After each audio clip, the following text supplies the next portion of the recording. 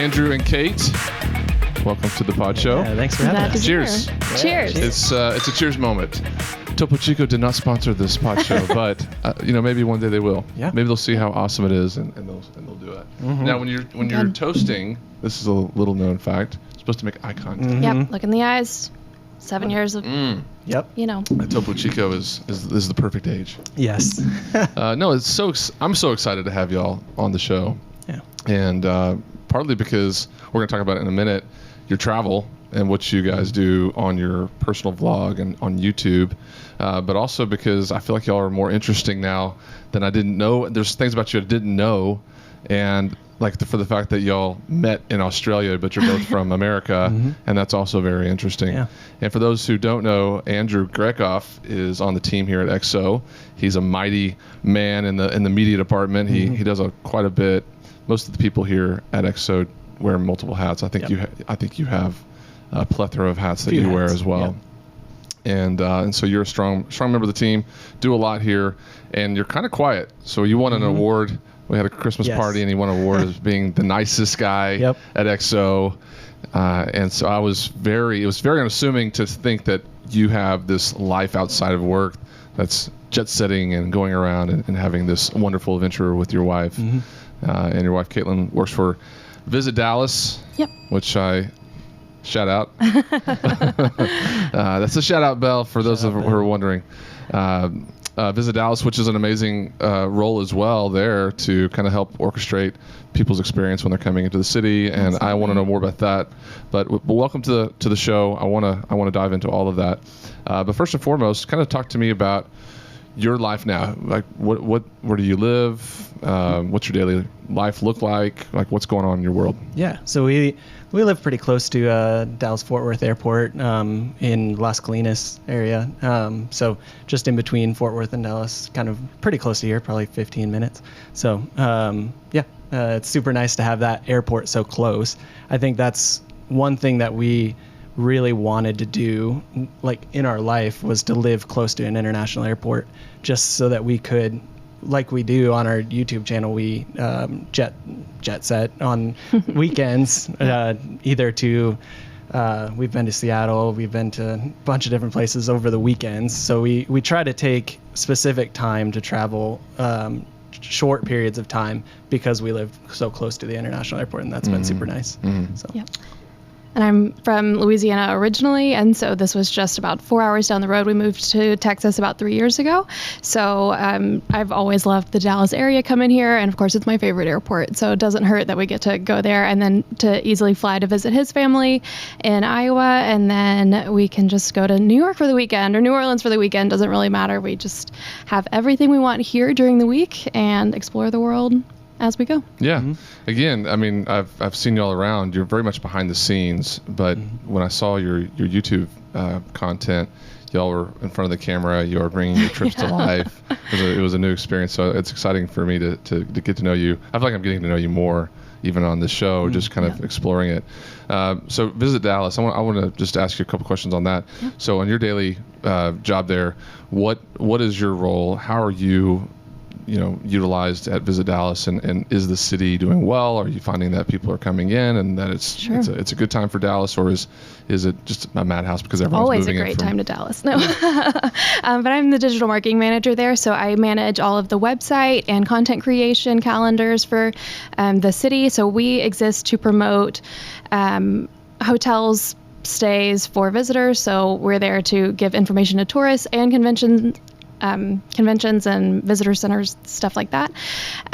So my job gets to do the fun leisure side. So if you've got family coming in for the weekend, I can tell you everything there is to do and what you should be looking forward to in the future. Like State Fair of Texas is a huge thing. But overall, travel is coming back so big. We actually have now passed 2019 numbers for this year. That's awesome. So we're not just crawling back from COVID. We are above what we were doing before, there's so many hotels popping up. There's so much to do. So many new restaurants and businesses are really bouncing back. Yeah, it's awesome. I can see that when I'm around town to some degree. Is there truly a rivalry between Dallas and Fort Worth that you see with Visit Dallas?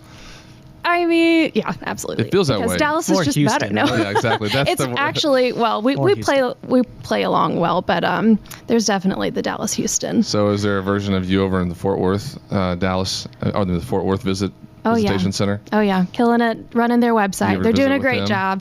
job. We do a lot of collaborations for international marketing, so we kind of come together for that. Which is funny. So the makeup of the Dallas-Fort Worth Metroplex is really interesting because it is huge just in terms of land mass. Oh yeah. And you've got, just different suburbs and different parts. I mean, if you go to Arlington, Arlington's a big city. Absolutely. So you have all these cities trying to, play with one another, and they do. Everyone does a good job.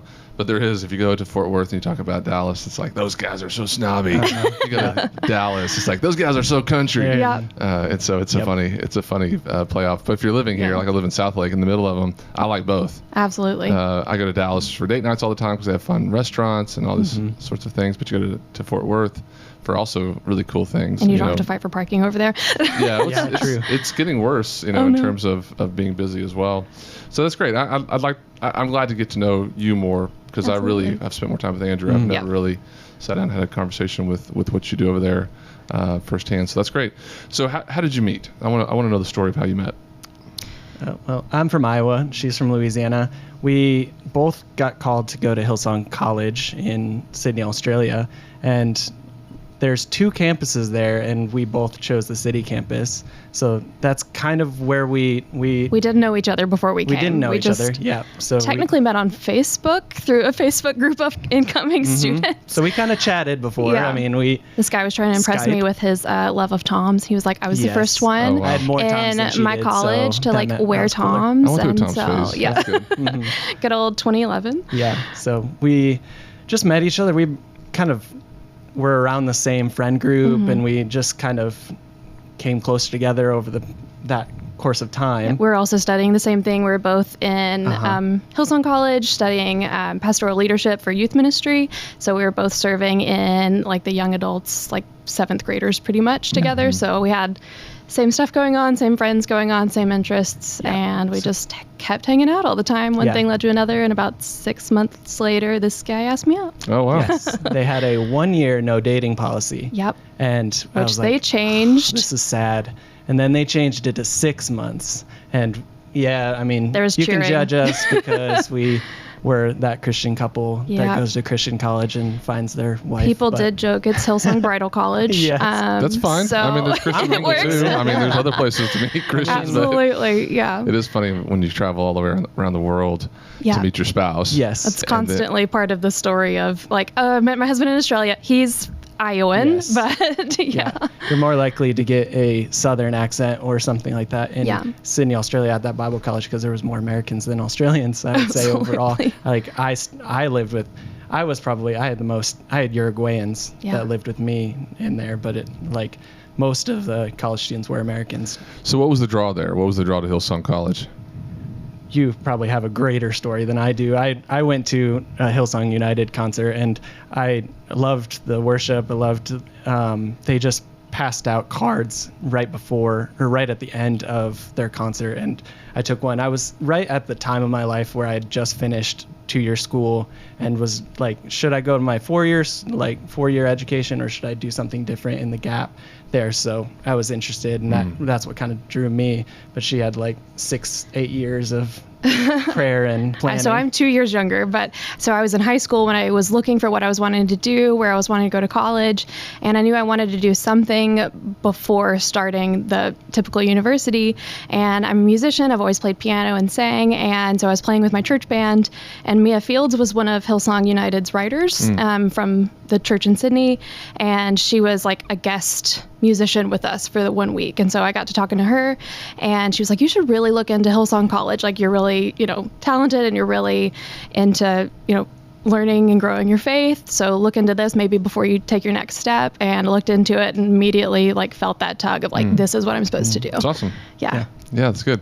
You don't have a Cajun accent at all. I don't know what part of Louisiana you're from. Southern. So I'm from North Louisiana. I Okay. typically say thank you when people don't say you don't sound like you're from Louisiana. Well, I've got but- friends that from Yeah. Monroe, Louisiana, in that Hey, area. yeah, that's where I'm from. And then further south, and the further south you go, I can't understand them. Oh yeah, I had went to my first year of four-year university in Lafayette where my roommate was so Southern and Cajun that she'd start talking on the phone to her grandparent and you just full French. Yeah, I don't know what you're saying. Yeah, you don't know what they're saying. That is so funny. Yeah. But your accent, I would never have picked Louisiana. Iowa, I don't know what the accent is from Yeah, Iowa. I didn't think I had one. Yeah, but he she always always says said he I does. had one. But once I came to Texas and Louisiana, I realized how thick of an There's accent lots it of actually O's. is. Don't Yes, you know it's the almost Bulls and Canadian the- or Wisconsin. Is it? Oh, yeah.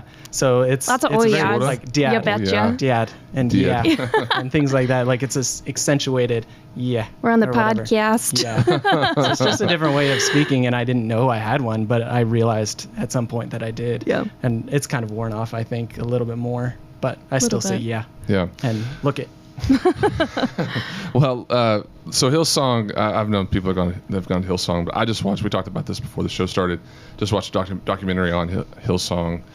It was interesting. Whenever I come across a documentary that's a little bit more of a hit piece, just trying to tell a story from one angle, I'm very careful. So I thought a lot of the production was centered around finding people who were disenfranchised, that were angry, that were bitter, and putting a microphone in front of their face and saying, "Hey, just spit all that out on TV." The stuff about Carl Lentz was not good. I thought that was very much a telling thing about his character, what he was doing, because they had the woman that he had an affair with on camera telling the story, and it's just not good for a leader like that to have that kind of thing showcased. And then they talked a lot about the college. One of the episodes was about the college. They interviewed a lot of people there on campus. And again, most of the people were just the people that they wanted to interview because they had a story to tell about how they'd been wronged by the college. So I felt like they really just put this thing on Netflix. Where did I watch that? Discovery Plus is where I watched it. They just put it up there because it's going to be, people have an appetite for drama and for all this sort of toxicity in church world and unveiling that. So I felt like it was gross at the end of the day. I did not like it. I thought Brian Houston, the stuff about his dad and Carl Lentz was probably the meatiest part. But y'all were there. Yeah. I didn't attend, so I'm watching it just through the screen. Tell me about your experience there. What about Hillsong made it good, and did you see anything that they talked about in the documentary? I know y'all just watched the trailer for it, but did y'all see any of that there? I would say mostly it was a really great experience, truly. You get so much foundational teaching and background to why you believe what you believe, and gives you the tools to either go forward in full-time ministry or just as a Christian out in the workplace, leading others to God through the gospel, through the way you're living and through the way you're speaking. So it really gives you background on that. I think there were some classes and some teachings that was like, maybe that shouldn't be a grade. Like maybe we should just evangelize or whatever. But overall, like there was no like, ooh, red flag, this is weird. Like it truly to me felt like Andrew had some moments where he felt like he was being parented because he was an older student. So as like a 21-year-old, I was coming in 18, I'm fresh out of high school. What do I know? Sure, you're telling me to sign all these papers and do all this stuff, which are totally ethical papers. I stand by it. But you have some coaches type people of like coaching you along, making sure you're doing okay, like overall. So that felt fine to me, but to other older students, it felt a little overbearing, which I can understand.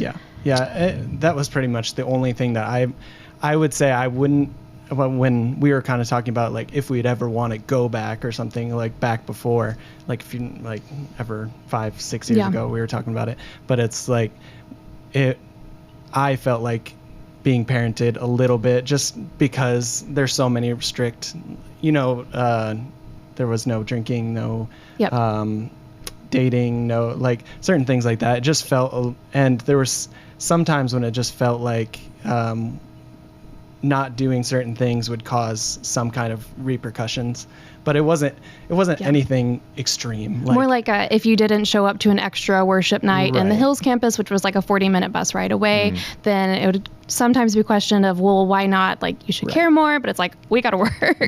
Got to pay for the Sydney apartment somehow. Because I had a part-time job, so if I didn't show up, they go down to each one. Did you go to this? Did you go to this? And it's like, oh, they're going to come to me, and then I'm going to get chewed out. But overall, like, the biblical education was wonderful. The leadership training was fantastic.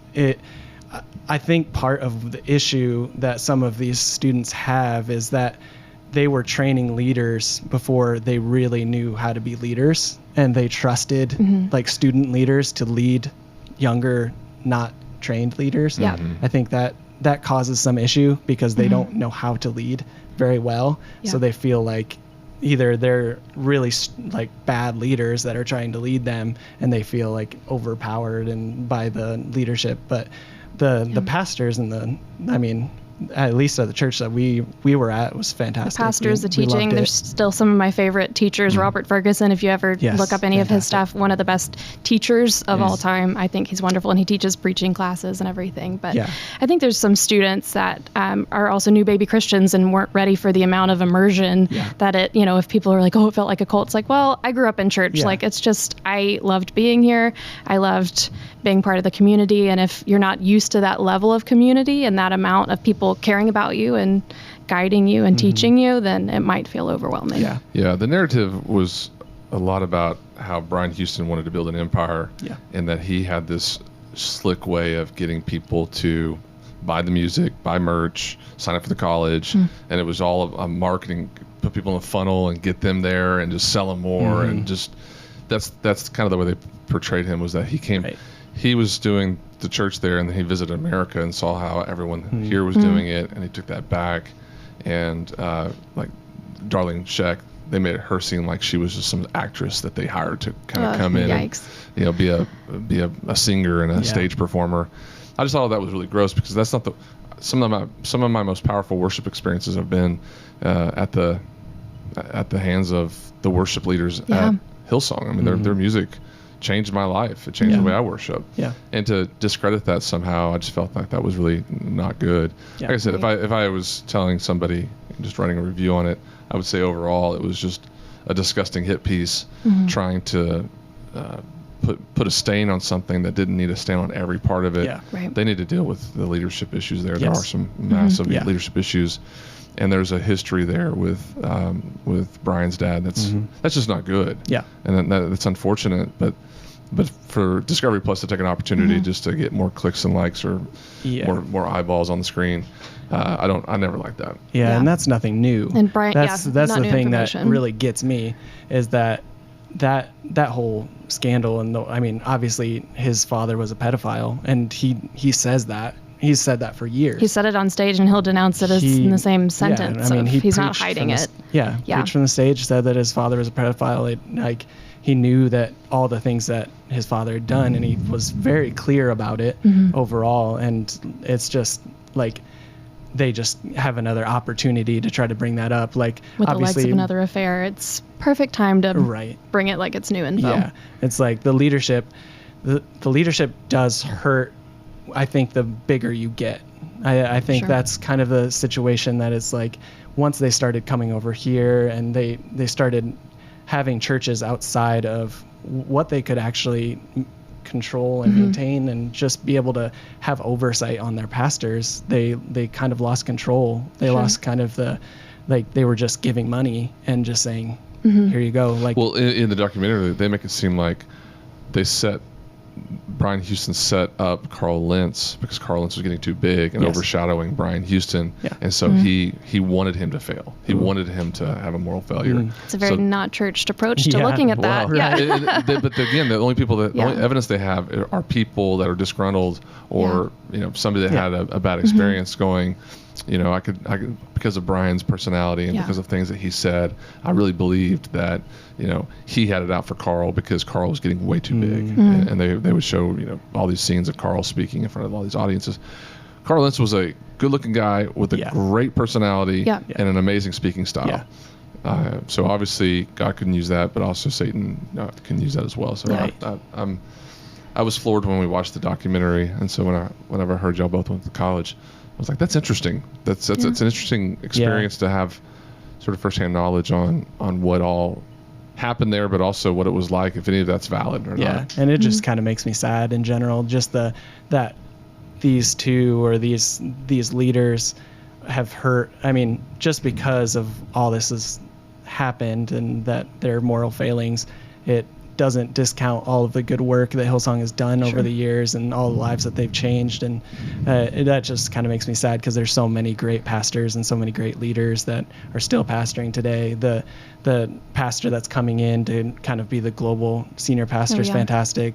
Phil Dooley from South Africa, he's a fantastic pastor. So I'm sure they'll be just fine. Yeah, they have a global brand. Yeah. And I thought that they may not make it out of this, because it's one of those things where not just Brian Carl, but there's another pastor here in Dallas that had to step down, and there's more news about that. So to trust your family under that leadership's hard whenever there's not that much drama out there. But shout out to Maggie. She went to the Hillsong United concert last night here in Dallas, and she said it was full. So the That's awesome. appetite for their music, I think, will stay the same as long as they continue to put out good stuff. Yeah. But the name Hillsong and Houston associated with that, I don't know. It's got a little bit of a tarnish on it right now. I hope that they can pull out of that. But those are really weighty kinds of accusations. Yes. That's hard to get people to forget about. You have to do something great in order to get people to forget about. It's like Tiger Woods. He's playing the Masters this weekend. Sure. There was a time when the Tiger was a mess, and you didn't think he was ever going to play again. He didn't play for a long time, but now he's playing the Masters again. And if you start getting back on track and you start doing things in the church aspect of it, getting back to a place where you're committed to the right things over a long period of time, there's a chance for restoration. But the world will always use that against you. There'll always be headlines.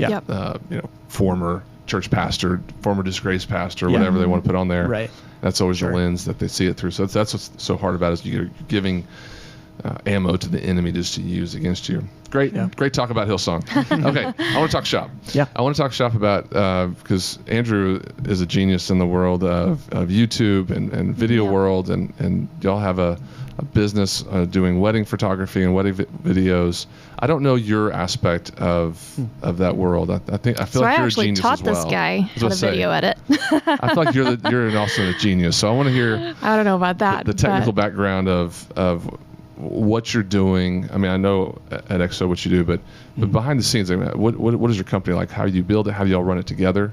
Yeah. So Andrew learned.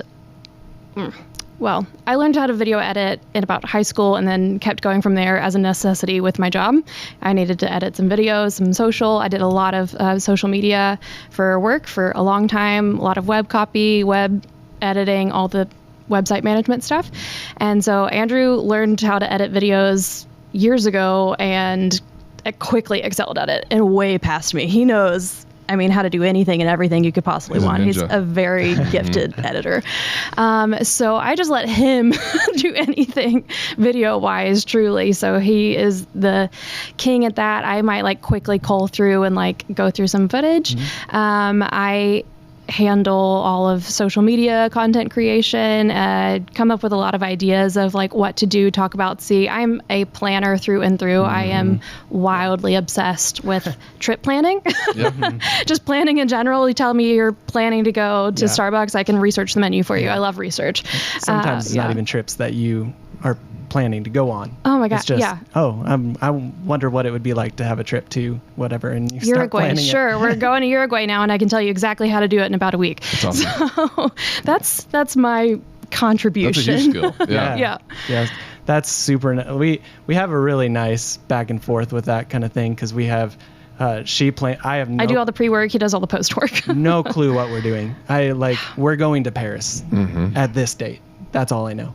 Generally, I know maybe the major milestones, but she has planned everything. She's got the tickets. She knows that down to the precise time when we're getting into the Uber or Lyft before, when we get to the airport. So she's very detailed. She has a very detailed itinerary, and I take the time most weekends to edit the videos together.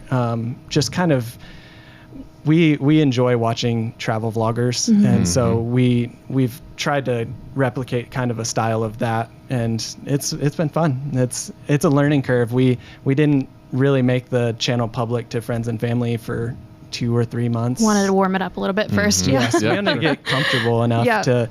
I mean, it's hard to like film yourself in the middle of a crowd. We didn't realize how awkward that would be. And I think it's even more awkward in America to film. Like if we're going down New Orleans, because like we're clearly speaking English as is everyone else. But if we're in the middle of France and not everyone is speaking English, I don't really care what I'm saying. Yeah, that is a weird vibe. So how did you overcome that? I mean, that would be awkward to have people around you just staring at you like this while you're talking about something.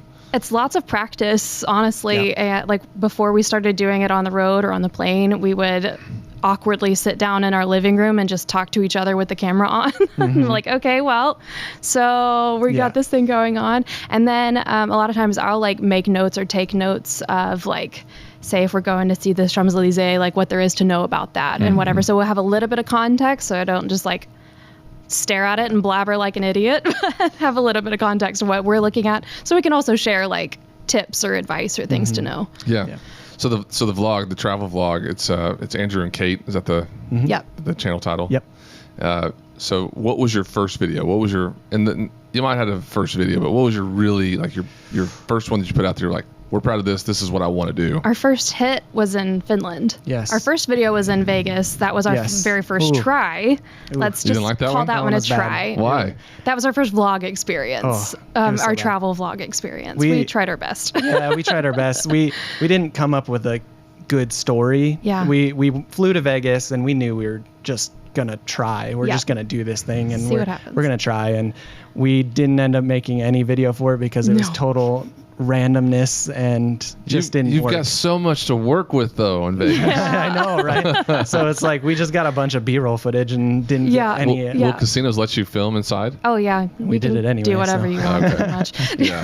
Well, so I could have. Y'all should have talked shop with me. I would have told y'all 8 different things y'all probably could have done. Sure. That would have been fun. Yeah. So Vegas was not a good one. No. Yeah. But Finland was the first one. Finland was the first hit for sure. We went to, flew into Helsinki from Dallas and then went up to Rovaniemi, which is like very northern Finland where you can see like northern lights. It's technically Santa Claus's hometown.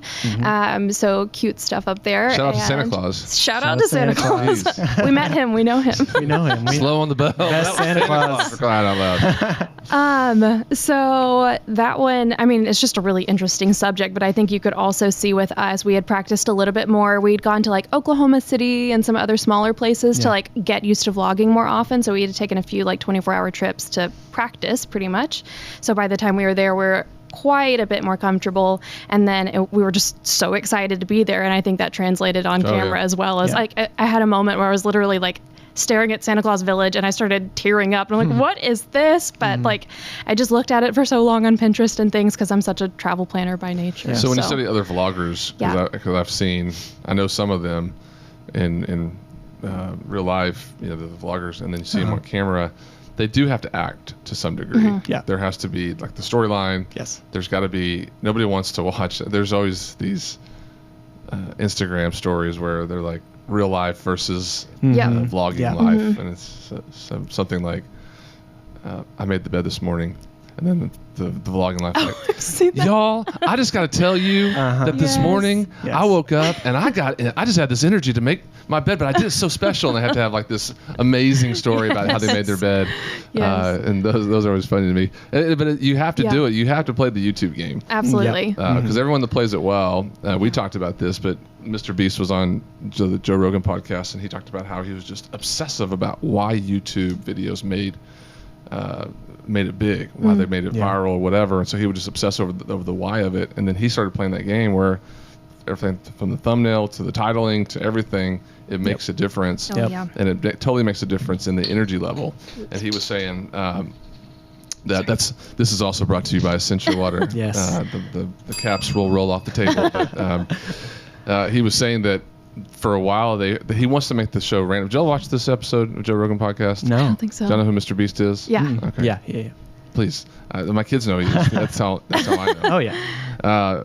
So he said that because the videos, he wanted to have real people in these scenarios where it's like everyone's touching a Lamborghini, the last one with their hand off wins it. Sure. But he would find in certain of those contests that when the winner won, they were so boring. They would just be like, cool, thanks. Yep. So he wanted they did more casting. There was more effort involved into making sure the right people in the room, still random, but produced. Yeah. So the same thing for y'all's vlog. I would imagine that there's some element of you going to Andrew going, dude, do you need an espresso? Let's get some more energy, Yes. buddy. We Come literally on. had that conversation in Paris Plus. Yes. But he was Oh. at that. We were so jet lagged. We had just landed. We went back to the hotel for like a quick nap, and then we went out. We're like, we're gonna film and go to the Notre Dame, and it's huge. Everyone knows Notre Dame, and this dude was trying his best, but we were so tired, bad. and he was like, and we've got the Notre Dame, and it had zero energy because we had zero energy, and we're like, this just isn't even worth including. I at this mean, rate. you just like after that long of travel, and then we just go out instantly and try to hit the road. Like put on like. The I mean, you smiling have to faces. present Yeah. something. You have to be somewhat excited about what you're looking at, and it's Notre Dame, and it's under construction, and like, it's here, it's great, whatever. It's like, but it's like So we literally just walked across the Yes. street to get a crepe because that segment wasn't happening. Yeah. and we took a nap, Yeah. and then we went out to look at the Eiffel Tower after that, and it was then much better. We've got all of his sparkle sass about the Eiffel Tower from there. But there are so many moments where, like, either off camera, you're like, wow, this is cool. And then, oh, hold on, let me repeat that again. Lots of basically retakes of your own life. Yeah. Feels weird, but it looks better that way. Well, you got to know that the end user appreciates all of that hard work you put in there. So I want to show a clip of the one from Paris. And Bonjour et bienvenue à Paris. We are beautiful. Andrew and These Kait. are all original We use shots of weekends y'all's. and limited vacation days to travel as much No as B-roll. possible. No- When we no- found cheap flights to no Paris, stock we footage. No stock jumped That's all on us. to flight from Dallas to the City of Lights for an extended weekend adventure. And how do you feel about your voices? Do you love your voices? After a long My travel voice is day, fine. We started both have at great Café de voices. Flore for a light brunch full Sometimes of they French get really- classics It's like this shot right there. croissants, That's great. Just all us. It's like I'm watching Yum. That place is good. Food and Wine Travel Edition. Oh, thanks. After we refueled, we couldn't wait to visit the incredible Musée Rodin, home to most of Rodin's greatest sculptures, such as The Thinker, which is the Museum most was well-known. wonderful. That's what I think is great Kiss, about this my because y'all favorite, both know how and The to Gates of Hell. do Dun, the dun, dun. cinematography side of it. You know how Yeah. to direct it, you know how to get the shots. So it comes across very well produced, but not too much. Yeah. Andrew makes it That's cool. the goal. Yeah. Dial it down enough to where it doesn't feel like you're watching Yes. something that's too polished, but it's And I'm excited pleasing to the eye. When I was watching, I watched pretty much the whole thing. I'm like, wow, this is entertaining. I didn't realize I was Yeah, going to you be can see his so entertained. practice and So this one was completed about. sculptures, as well as I few thought this one was paintings by the one that Van I Gogh watched. That was and about the travel lounges. The- Oh, that was the one before. That was, where were we going? France. Well, Yeah. it was going to France. It was the Capital One Lounge Okay. in DFW. Okay. Yeah, that was a travel. That was our first travel to vlog. So that's actually harder to do because when we're in Paris, we were like, there's things to go do and there's things like to talk about. But when you're just experiencing the airport, you're experiencing the travel, it's That harder feels to awkward. I mean, what do I talk about on an airplane or what do I talk about? Like, do people care about the travel part of it? And people do. It's one of our pretty good videos. I mean, it's doing pretty well. So, I think it's Love a good interesting. A lounge. lot of people don't have access to that world, or Yeah. it's all about how you present it. And y'all did a good job of going, oh, hey, this is a cool feature here, or hey, they have little yogurt parfaits over here. I don't remember what it was, but Yeah. something like that. Probably. That's crazy. You know, Whoop. how to plan a vacation. That was a tip video. Yeah. We don't do as many tip Beautiful freeze videos frame. anymore. So Andrew and Kait, I want you guys to get more subscribers and more followers. But for the young people out there, and for the older people, for somebody like me going to Paris for the weekend, seems crazy. Maybe I could do it. Maybe I could whisk Stephanie Totally. away. Yeah, totally. Yeah. Yeah. I think I've been in a little bit of a state of shock with travel since COVID, and I don't want to spend a whole bunch of money just to feel like I'm not vaccinated. So how do I get to Paris? That's in my mind. You know, that's the feeling you get now with travel. Yeah. It's just not a fun experience. Y'all made it look fun. Y'all made me want to go to Paris. Yeah. Yeah, it's The world's less scary than it sounds on the news, truly. Yeah. Just like if people are coming from Europe to here, you're met online with, oh, there's these travel restrictions, you have to have this test and whatever. And okay, you might have to test. That kind of stinks. But you get here, are we masked currently? Are we doing whatever? Yeah. Everybody, it's kind of more up to the person at this point in a lot of places. There's like initial restrictions, but then everybody's tired of this. Yeah. So if you're getting to a travel destination, like it's just going to be, people aren't as different as you think they are. Yeah. Yeah. I mean, even in Finland during, when was that? That we went? November of 21. November Yeah. 21. Finland, Had no masks. outside, no Yeah. masks, like it was really pretty casual in general. So, I mean, the testing overall, I wish we would have known some of the testing situations because testing coming back to the U.S. was initiated and the cost coming to get tests could be very expensive. It was almost Testing's as now much part as of the our plane travel flight. budget because it's about $200 for a lot of destinations Yeah, for us so to get back to America. We're excited for incredible. that to end. Yeah. They don't do that automatically at the airport or anything. You have to pay for provide it. And we're even behind Canada on that. So Yeah. time to get on it. Wow. Europe hasn't had that for a very long time. No. So we're going to Spain went next Wednesday night. Yeah. And you don't have to test to get into there, but you do have to test to get back into America. Where are you going to Spain? We are flying into Madrid and then going to Barcelona. I loved Barcelona. Yeah. Oh, Well, we nice. had the We're EXO excited. cruise. Oh, that's yeah. awesome. And we started in Barcelona, and it was great. And the food was amazing. The sangrias are amazing. It's like when you go to Hawaii. Yeah. You Sure. have to get a Mai Tai in Hawaii because the pineapple juice, everything is just so fresh. It's Yeah. amazing. Same thing. Coming up. Are you even old enough to drink? I'm sorry. But the food there was great. Just the whole vibe. And again, you think of Barcelona, you see the news. Sometimes Yeah. you hear about the crime rate or whatever there in Madrid. Yep. I just loved it. We would go back in a heartbit. Yeah. Oh, good to So I'm glad hear. you're going there. That's Yeah. awesome. Yeah, we're Yeah. excited. That's the next big adventure. Yeah. Mostly before summer hits. Summer, it's just everyone's traveling, so prices go up like crazy. So we're very specific about not traveling by where we want to go, but by who has the best deals. So we didn't really have like Finland in mind, but it had the best deal, We like found $350. $280 flights to Finland Even better. over Thanksgiving break. Wow. Yeah, I'm going to go. Yeah, that's awesome. So So we mean, go based off of deal based instead of date and location. And so, Helps if you us. have dreams in mind of places you want to go, and that's the way to make it definitely more affordable and more doable for the weekend. It sounds insane to go to Paris for like 4 days, but truly for most cities, you only need about 3. People take these really long vacations and kind of pretend they're relaxing, but travel, you have to make so many decisions all the time. You're just constantly either solving a problem or making a decision, which, it's more fun than that. But and logistically, that's what you're doing. And so taking shorter trips, you don't exhaust yourself and it's exhausting, but you don't get too used to it or too overwhelmed with making decisions constantly where we're going to eat. If you're doing a 10-day trip, that's 3 meals a day. You're making 30 meal decisions. Yeah. That's a lot.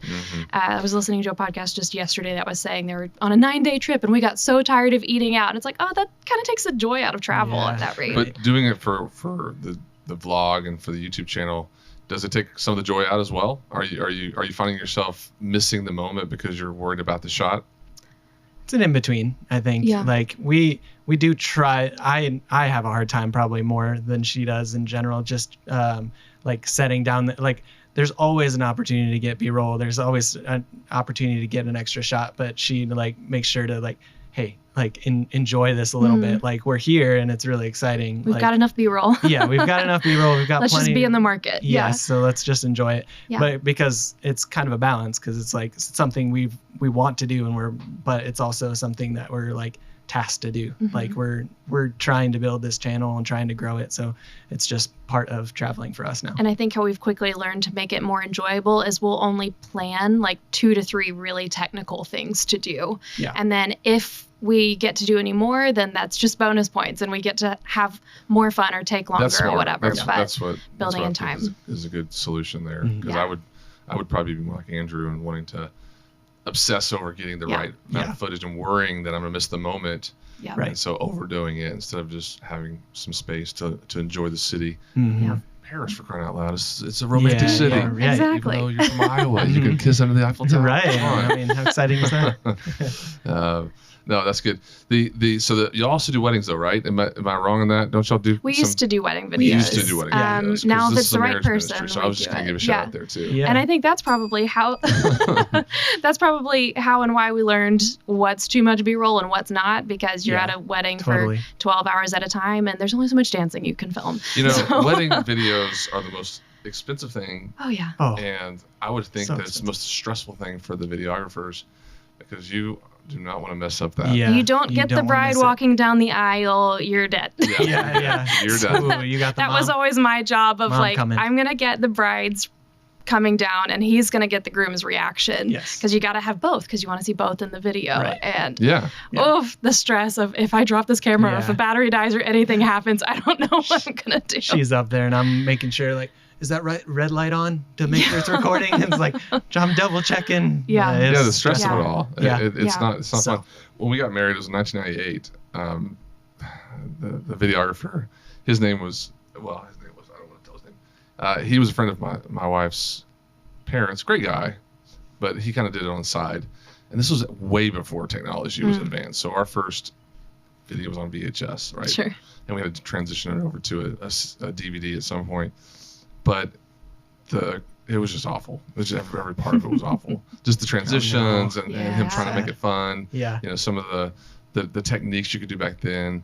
So I'm jealous anytime I see any kind of wedding video from today. Everything looks amazing. Yeah. I mean, the Little mini video, movies. Yes, Yeah. it is. And just the drone footage. And Mhm. you got Gotta have all these drone sweet footage. big His favorite part. shots. Yeah. You got to have it. Yep. So it's just a different world.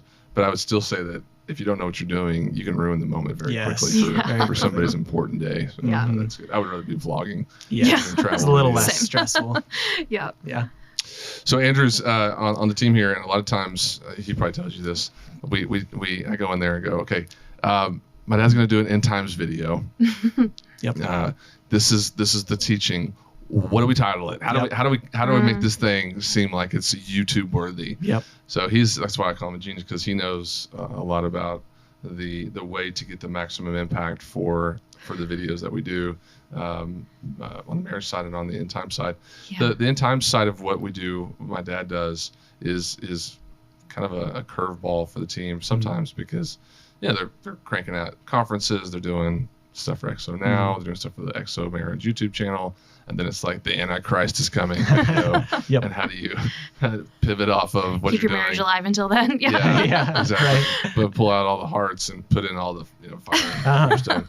And the heart of everything that we do here is to see that it has the maximum exposure, Sure. so that more people can get ministry from it.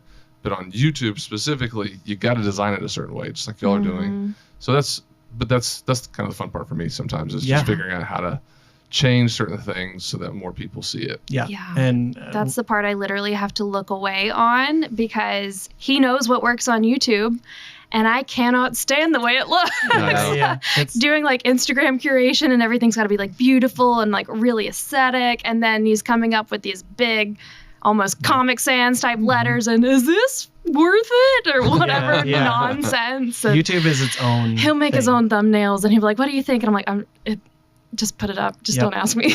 Yep. Like, Yeah. You just have to. Yeah, it's just like a grocery store. Like right when you're going to the register and you got all the candy, you've got tons of candy. It's like, what's gonna cause you to grab one specific candy over another? Sure. And it's like, I mean, it's the title and it's that thumbnail. So both are super important, and I mean, you just obsess over it, and that's what these YouTubers do all the time, is obsess over these things. Since you're in the media department, media. that's my wake up alarm that just went off on B-Rock's phone.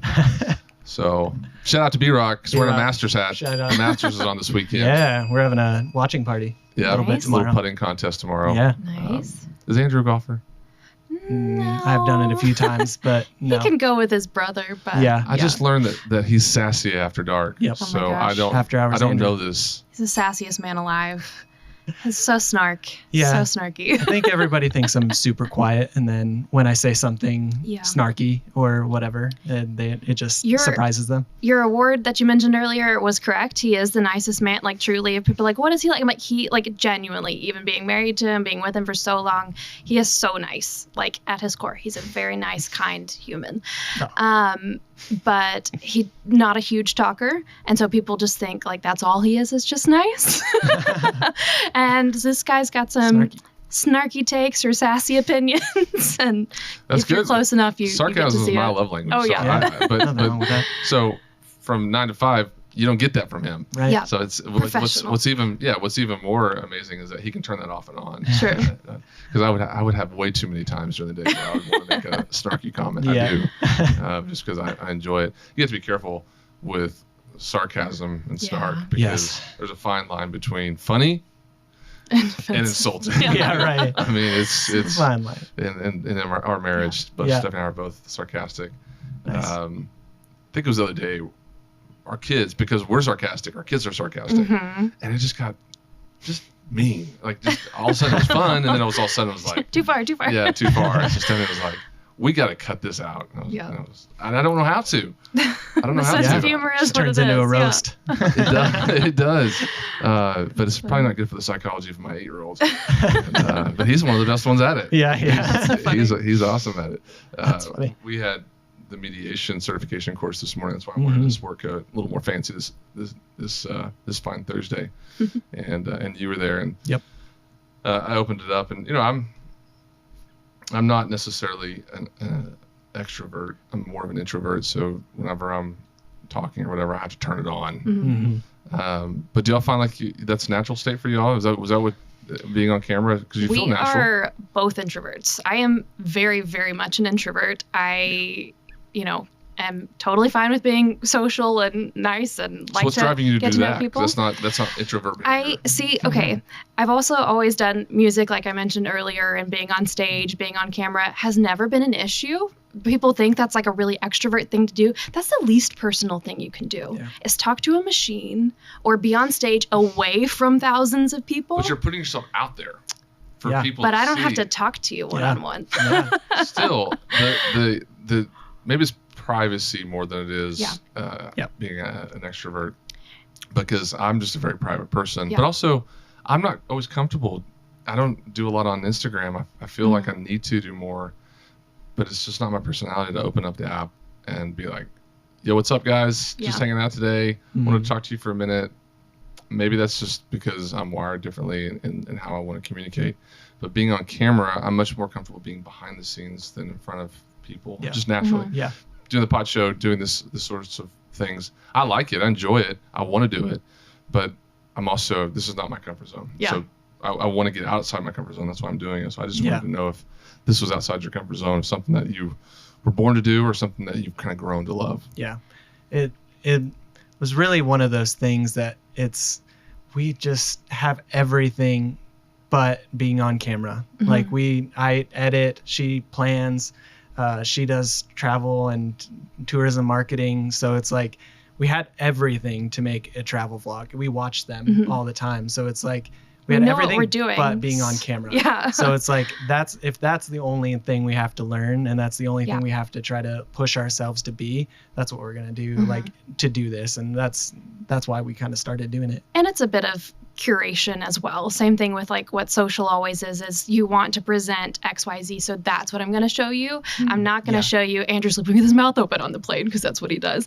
Or like if, we're jet lagged and a little like, too snarky with each other or something like that. So that's not quite what you show all the time. But to practice being able to be on camera and be on and be present in that moment is also good to not like think ahead about what everything else can do. So it like forcibly brings you back into the moment, which is kind of cool. But it's not, I wouldn't say it's a natural thing, but it's definitely a practice thing. But what keeps me going is being able to help other people know they can pull this off too. And to be able to share like this is more approachable than you think. Yeah. And so if I can make myself more approachable than I think I can, then I can show other people that travel's more approachable than they there's think. a lot of fear in travel. Yeah. Like there's just a lot of people that just don't think they can travel. Because they don't speak English, or they don't use the same money, or they there's so many things like that people are fearful of, like just not having communication, not having whatever. But there's so many tools now to make travel easier.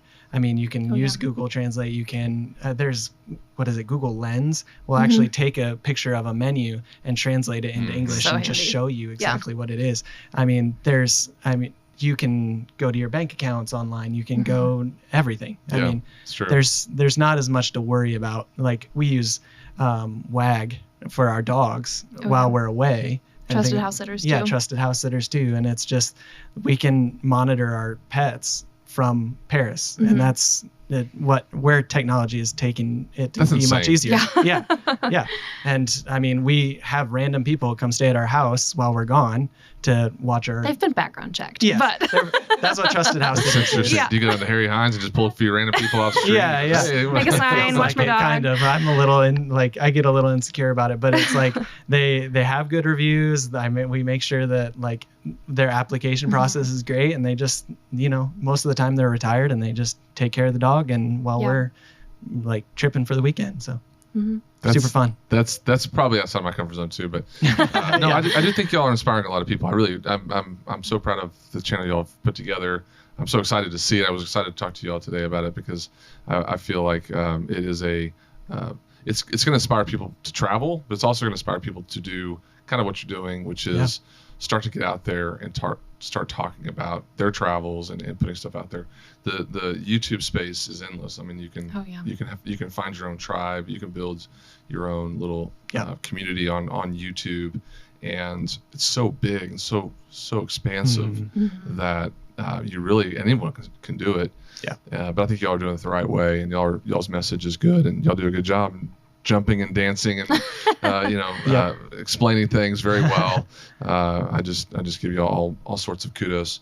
Thanks for being on the show today. I know this was a little bit of a last minute thing that we rescheduled because this is only our 5th show. Yeah, Maggie, this is our 5th show.